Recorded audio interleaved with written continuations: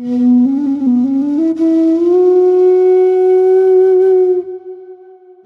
Kanchi, what does enlightenment truly mean and how does one recognize its presence within? See, enlightenment is nothing but knowing your own self.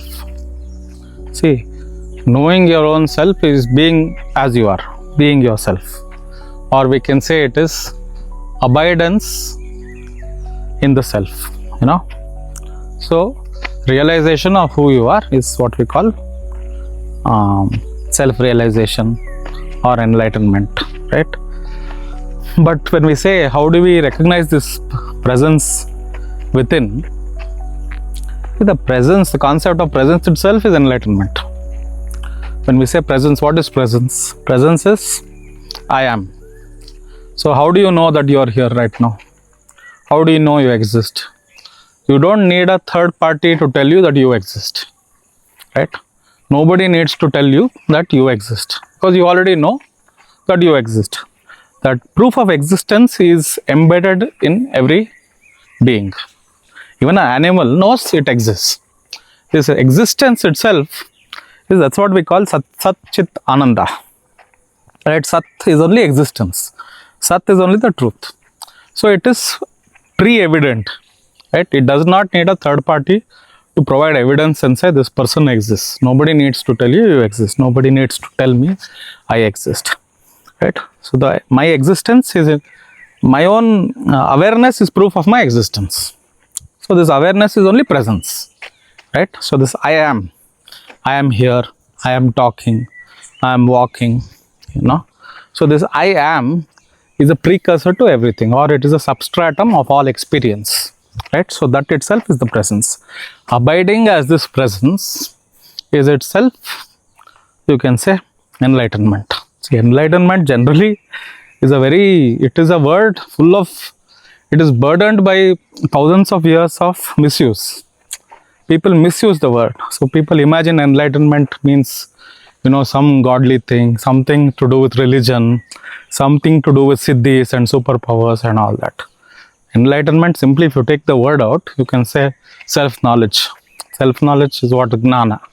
Gnana is knowledge of your own self. Simple as that. How does self-knowledge differ from intellectual understanding and how can one cultivate it?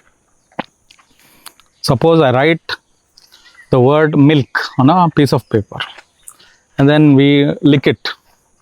Will you taste milk? Right? We cannot taste milk just by writing. Similarly, when we say intellectual knowledge, if I say I am Brahman, even if you repeat it a million times, it's not like you will become Brahman or you will realize the Brahman. Right? When we say I am Brahman, the word itself is not Brahman. Right? What it shows, right? When we say milk and we say it is white in color, it is liquid, right? We are defining milk or we are describing milk, right? Based on this description, you can go and get milk and drink it, and then you will taste milk. Similarly, when we speak about Brahman, we say it is Satchidananda, or we say it is Triguna Rahita, it's beyond the Trigunas. It is Nirakara, it is Nirguna, it is Nishkriya. So these are all the ways, these are all the intellectual tools available to point towards the Brahman. Right? These are all the pointers. But then the point is not outside. Brahman is not outside. You have to experience it within. See, why Brahman is not an intellectual experience? Because the mind cannot grasp Brahman. Right? So all these tools that are available is only to destroy the thinking process and to arrive at the root of all thought. Right? That is the seer. The root of all thought is the thinker. But the thinker himself is a thought. I am thinking. I am such a person. I am Kanchi. This thinker is only a thought. So arriving at the root of it through thoughts, like removing one thorn with another thorn, we arrive at the root of thought. And here you have to drop the intellectual understanding or whatever, and then experience the self. The self is beyond the mind. The mind cannot grasp it. Right? The mind appears to the self. Is enlightenment a sudden realization or a gradual process? Can it be sustained? See, there are in our shastras there are two types of mukti. Mukti is liberation, right? There are two types. Generally, there are many types of people describe it in different traditions in different ways. But in the Advaitic tradition or the yogic tradition, they talk about something called Jivan Mukti. That is realization when you are alive. And then there is something called Videha Mukti. Right? So, Videha Mukti is like this King Janaka. So, he was a Videha Mukta. Right? Videha Mukta is after death. After death, your body, you are enlightened after the losing the body. So, the difference is, even during this lifetime, there are people or there are yogis or meditators, whoever you say, it could be anybody. If you can reach some peak of consciousness, right? When we say peak, the peak is not outside, the peak is within. Means what is the highest state of consciousness you have reached? And that, when at the time of death, that is what you grasp at. Suppose you have attained the state of Nirvikalpa Samadhi, even for a brief moment. See, in this lifetime, some meditator, some point in his life has attained some experience which was Nirvikalpa Samadhi. For example, after death, he continues from there. Because that is the highest state he has touched in during this lifetime. But why Videha Mukti and not Jivan Mukti is because Jivan Mukti is abidance in Nirvikalpa. See, Jivan Mukti is abidance. Means when we say abidance, why everybody is not able to abide as the self? The concept is like a potter's wheel, right? The potter has a wheel and he makes clay pots. So after a point, the pot is done. He pulls the pot out, but the wheel continues to rotate, right? For a brief time. He is not even there, but the wheel continues to rotate. This is the momentum of life. So for lifetimes together, you have built samskaras and vasanas and tendencies and all this. So the momentum of life continues. That is why you will see even so-called enlightened masters indulging in some materialism. They have they appear to even have desires. They even appear to have some. They continue with their predestined tendencies. So that happens. So that's why you will see Gnanis. For example, Rama, he was a Gnani. See, he was Daiva Purusha himself, but he continued to live as the king of Ayodhya. Similarly, there are many other people whose the potter's wheel stops. So they disappear into the forest or they go into the Himalayas. Their samskaras, everything drop. And there are many people at the time of realization of the self, they give up the body. Everything is fructified. So there are different types. See, our world is full of diversity. Bhagavan has created the world which is very diverse. So no two people's experience will be the same, right? But the truth is the same. Truth is not different for anybody. The truth is, it is one Brahman, one Atman, right? In a multifold of ways we see things. So this is the thing. Abidance is only Jivan Mukti. But like I said, just because there is no abidance does not mean that person has not attained the self or not experienced the self. How does the experience of consciousness relate to realizing one's true nature? Can you repeat that? How does the experience of consciousness relate to realizing one's true nature? See, we don't experience consciousness. All the experience is in consciousness. So consciousness is the substratum, or consciousness is what we can call the canvas of the universe, of our universe. My consciousness, when I say consciousness, this is the canvas on which all the experiences appear and disappear. So it's like a cinema screen, and on this cinema screen it remains unaffected. The consciousness never is affected, like the sky, which is unaffected by smoke, by clouds. The sky remains as it is, ever free. Nitya Shuddha, Nitya Mukta. Similarly, the consciousness within, the sky of consciousness, right, Antarakasha, what we call, is Nityamukta. It is ever free. All the thoughts appear and disappear in this. All the experiences appear and disappear without leaving any residual impressions on the consciousness. What is the role of a guru in awakening one's consciousness, and how does one find the right teacher? See, guru appears outside. He may appear outside in the beginning, or he may appear within. See, the outer guru is a reflection of the inner guru. Who is the inner guru? There is an inner voice, right? There is an inner conscience that pulls you within. What we call the Atma, or what we call the self. This Atma or this Devata that is sitting within our hearts pulls us continuously. Whenever we do something bad, we know that it is bad. We should not do this. This consciousness, this conscience tells you that this is bad, right? Whenever you go to a temple, suddenly there is some ananda. Whenever you meet a blessed soul, some sadhu or something, there is ananda. When you are in nature, suddenly you feel. So this ananda is not coming from outside, it's coming from within. That ananda itself is divine grace, right? So without the grace, you will not even have the desire for guru. You will not have the desire for realization, all these things. So there are many people who go to a guru and say, bless me, I want your grace. Without grace, you will not even meet your guru.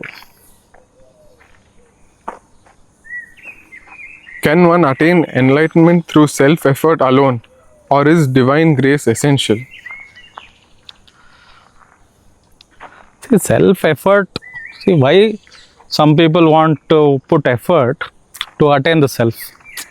See, when the rest of the world is trying to make their $1,000,000 and trying to get settled in life, have kids, have this, have whatever, many things, 1 in a million, one person will say, no, I want enlightenment. He might or might not have children, wife, family, money, whatever. But the true mumukshu will say, I want enlightenment, I want moksha. Why he asks this question? What is the reason? Right? And he puts effort. I know so many people, they spend 8 hours, 4 hours, 6 hours, entire day. They read books, they're going to satsangs, they go to Himalayas to meditate. They're ready to give up everything for realization. That effort that they're putting, the tremendous effort they're putting into sadhana is because of grace. Without grace, it might... See, grace doesn't mean only when you see light, God appears before you. Grace works in different ways. Even that energy that you have or the desire you have, that is also manifestation of grace. If you have the desire for realization, if you have the desire for happiness, for eternal happiness, if you have that vairagya, detachment, you say, see, some people, they say, whatever happens, happens, let it happen. That fearlessness. How does fearlessness appear in a person? Everybody is afraid. One guy, 1 in a million says, if I die, I die. I am not afraid. Right? So if he's saying, I don't care, that is a sign of grace. So grace doesn't always mean only God should appear before you in form and say, Pratyaksha, okay, what do you want? Bolo, what's? Well, it is not just that. That is also okay.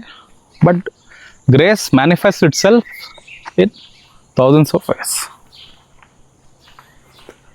How does karma influence one's spiritual journey? Can one transcend their karma through spiritual practice? A lot of people have this doubt about karma and destiny. Are we destined to do this, do it? Are we destined to, go through suffering and all these things? See, yesterday's karma, yesterday's actions that you have done is today's destiny. Some people are born with a silver spoon, so to say. Some people say, no, this guy is very privileged. He has everything, no dearth of anything. He's not earned it, he's born with it. He has earned it. In some way, I'm saying not everybody who is rich is not like that. In some way, he has earned it. Alright? So, yesterday's actions is today's destiny. So, of course, actions are primary. A person who say I will not act and I will attain is wrong. But in this case, when it comes to self-realization, the actor is internalized, right? He is not looking outside. He is not trying to attain something outside, right? It is the whole letting go of all the baggage that you don't need. See, realization already exists. The self already exists. There is so much garbage on top. So it's letting go of the garbage. Garbage, again, what we call Maya. The idea is the Maya also doesn't exist. Ignorance itself does not exist. It is like a horn of the hare, they say, like a rabbit's horns. Rabbit doesn't have horns. Similarly, Maya, as long as you believe Maya to be of some great, some power, then it will have its way over you. Right? Similarly, karma also, it will have its way over you as long as you believe, oh, I am destined to behave this way, I am destined to do this. See, the external world may be anything, but internally you are always free to act freely.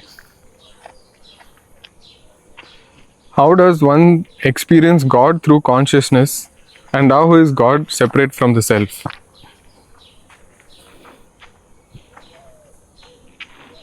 See, God itself is consciousness. You cannot experience God through consciousness. The God that appears in consciousness and disappears, you can say is temporary God. Some God appears before you, says, I will give you this, I will give you that, and disappears. That God is temporary. That form is temporary. That consciousness in which this God has appeared, this Atman in which everything appears and disappears, that is permanent. That is prior to creation. That is prior to all the things. Even Shastras declare that is only the main thing. So consciousness itself is God. Whatever appears in consciousness is also a part of consciousness. He is consciousness. He is also God. So there should be no separation saying this is God, this is consciousness, this is mundane things, this is a human being, this is suffering, this is pain. These separations, as long as they exist, there is no question of God or consciousness or bliss or joy or peace. When the separations cease to exist, you will experience truth as it is. What is the connection between self-knowledge and the dissolution of the ego?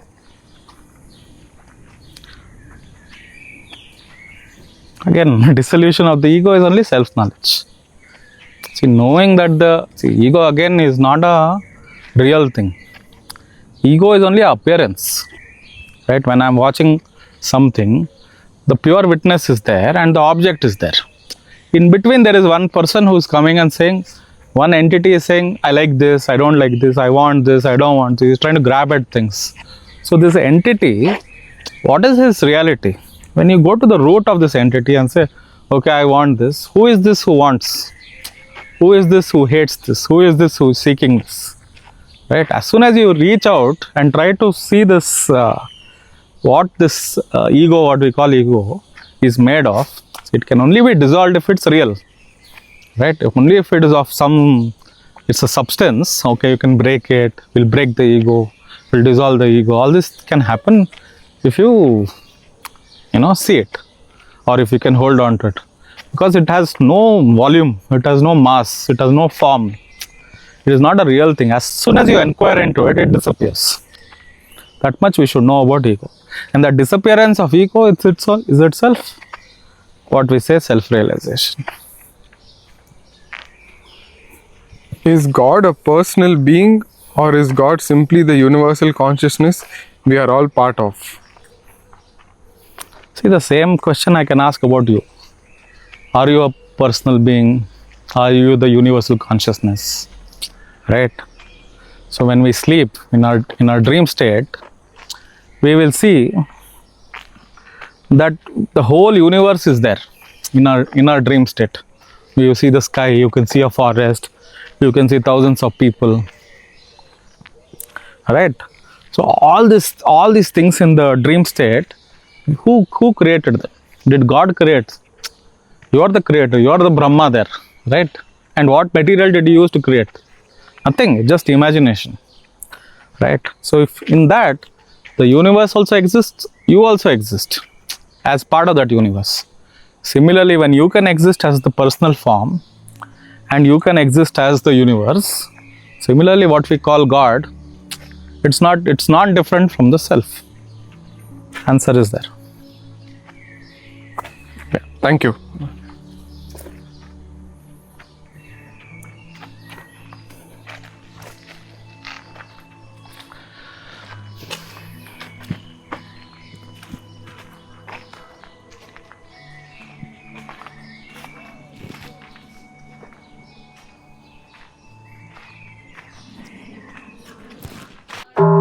If you like this video, hit the like button and subscribe, and thanks for watching. We'd love to hear your thoughts in the comments below.